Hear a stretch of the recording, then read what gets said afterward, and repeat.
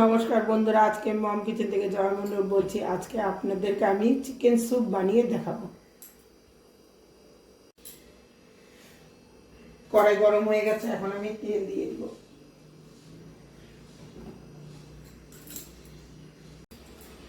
কড়াইতে আমি সাদা তেল দিয়ে দিয়েছি। এখন অল্প একটু এতটা আমি বাটার দিয়ে দিব।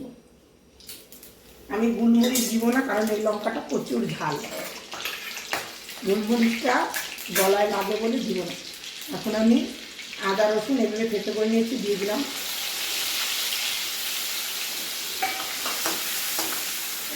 একটু লাল করে নিব। এখন এর মধ্যে আমি পেঁয়াজটা দিয়ে দিব, লঙ্কা আর পেঁয়াজটা দিয়ে দিব।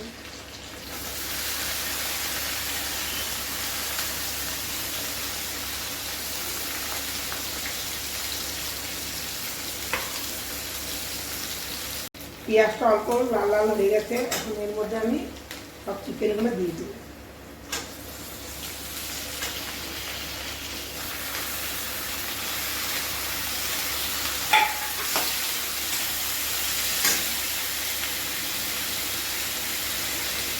অল্প একটু লবণ দিয়ে দিলাম, পরে আবার অল্প একটু লবণ দিয়ে দিলাম।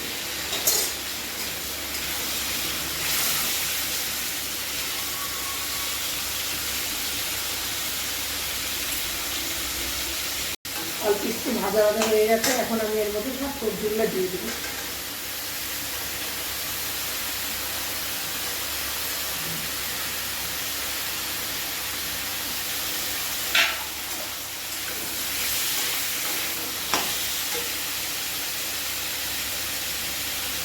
এখন অল্প একটু লবণ দিয়েছিলাম, আর অল্প একটু লবণ দিয়েছিলাম।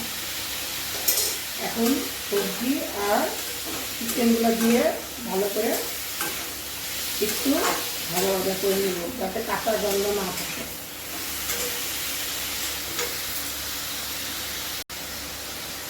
স্যুপে কেউ হলুদ দেয় না, আমি তাও একটু দিচ্ছি, কারণ হলুদ ছাড়া কোনো কিছু খেতে হয় না।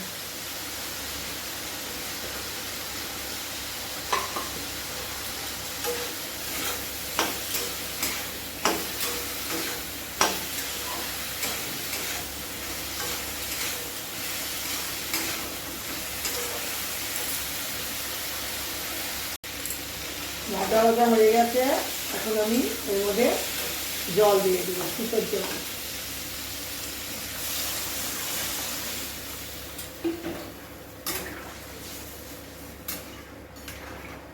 এটা এখন ভালো করে ফুটবে।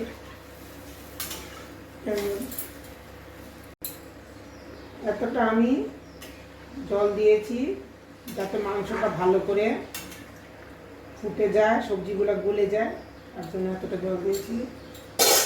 আর এই জালি ঢাকনাটা দিয়ে ঢেকে দিলাম। এখন আমি অল্প একটু ধনিয়া পাতা আর একটু এলাচ পাউডার দিয়ে দেব। এখন আমি এর মধ্যে অল্প একটু এলাইচি পাউডার দিয়ে দিচ্ছি, যাতে গন্ধ না লাগে। ধনিয়া পাতা কুচি,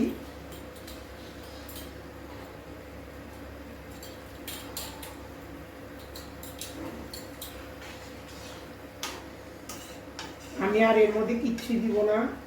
স্যুপ একদম সাদা, কর্নফ্লাওয়ার কিচ্ছু দিব না এর মধ্যে, কারণ বাটারও আর দিব না।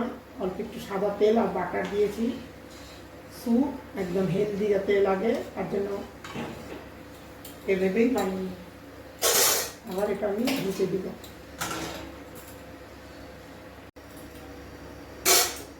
হয়ে গেছে আমার চিকেন স্যুপ। এখন কতটা জল দিয়েছিলাম আর কতটা হয়েছে,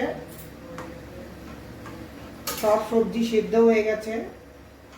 এখন আমি গ্যাস বন্ধ করে দেব। মাংসগুলোও সিদ্ধ হয়ে গেছে। বেশি পাতলাও না, বেশি ঘন। এইভাবেই আমি নামাই দেব।